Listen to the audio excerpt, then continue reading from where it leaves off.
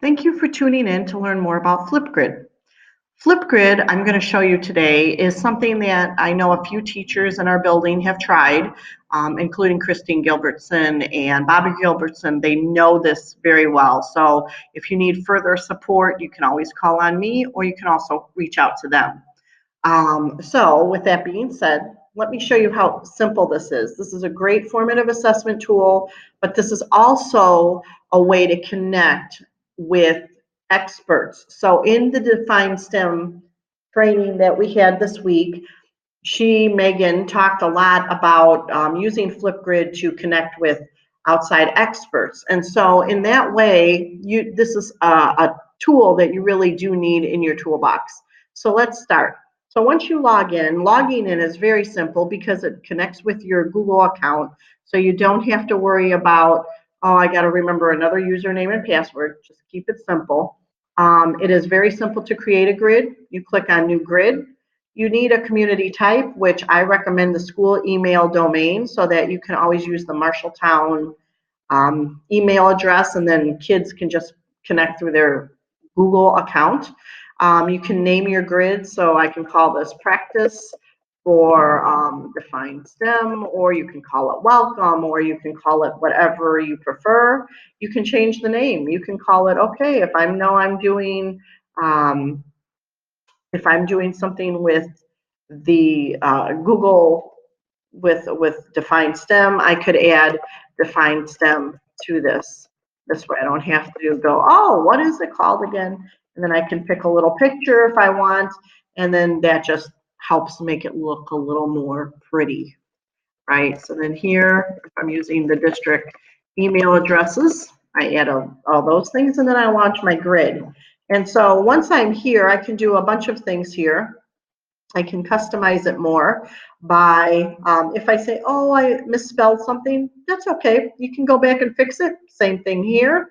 If I decide that I want to know when new student videos are added, I can leave that on. I can allow students to download it.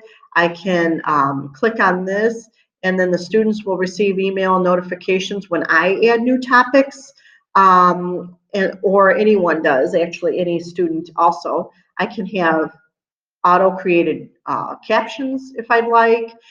Just remember, whatever you change, you've got to click Update Grid. Another thing that is really pretty nice about this is you can go here and you can click on your actions. And again, you can add a co-pilot. If you're in a co-teaching situation, you can duplicate your grid if you'd like to do that as well. Let me show you what it looks like from a student point of view. So this is one of those things that actually gives you a chance to see it like a student. So again, all they would do is go into their login through Flipgrid, and this is also shareable through Google Classroom, which is, again, makes everything very handy. And I know because I'm using Screencastify, this is a little bit slower than it was for me earlier. So the student would click on their name to log in, and then they would see your topic here. And once they do that, they click on the green plus sign, and they start to record. And it is that simple, and I know that this will not allow me to record, especially while I have Screencastify on, but it is that simple. So you can go through and do that as well. Another thing that you can do is you can go back to, you can see your grid activity, or if that's something of interest to you. But once you're here, you can view your topics. So that means you can see what's here. But also while you're here, you can edit your topic.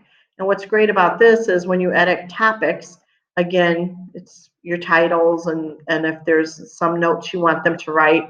Here's something else that's pretty interesting. You can, if you want the kids to do a 30-second video, go right ahead. If it's a 15-second video, go right ahead. It can be up to as long as 5 minutes. So that's where you as the teacher get to decide. It's automatically defaulted at 1 minute and 30 seconds. Again, some more information if you want to write that in for kids. But this is something that I think is really wonderful. As the teacher, you're going to see all the students' grids. So all their videos that they create, you're going to see them. And so will everybody else who's a part of that class group. However, you can click this, you can toggle here and turn this on, and this means that you have to moderate it before it's visible to everyone else. And so it's just a great way to keep things kind of under wraps. Or maybe you don't want everybody to see everyone else's, or maybe you only want to show certain ones. Or if students are working on specific things for, let's say, an expert based on defined STEM, maybe you only want that to be shared with the expert and not everybody's in your classes, which you can do as well. So you can allow stickies, selfie decorations, stickers, and drawings. You can allow it for video reactions or video, so you can see how many video views. You can allow student-to-student replies. You can allow students to include an external link if that's what you'd like. You can make that public or private or none. And you can allow them to even give feedback. But remember, whenever you change, make sure you update your topic as well. So this way you have all of this information just ready to go. The other thing to remember is that if you are sharing this, what you can share with the class, so you can share it to your whole class if you'd like to. You can share it via Google Classroom, especially if you're sharing it in your class, or you can add topic guests. So you provide that guest code, which is that code before, and then they can see the videos and the topic. They can't create one unless you allow them to create one. But again, just another very seamless, easy way for a student to send, if you're allowing them to share a link with a guest because you want them to give feedback, you want the guest to give feedback, you can share that guest code in an email, and the expert, if we're doing it for Defined STEM, can give feedback watching that video.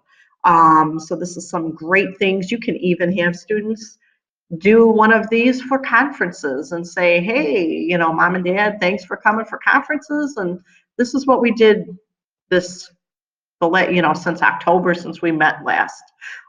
Just a great way to give kids a way to express themselves, and really they are practicing public speaking even in a video format, because they still have to know what they're going to say. And I can guarantee that from all of these that I have created. But I appreciate you checking in on this, and please send me any questions. Thanks for tuning in.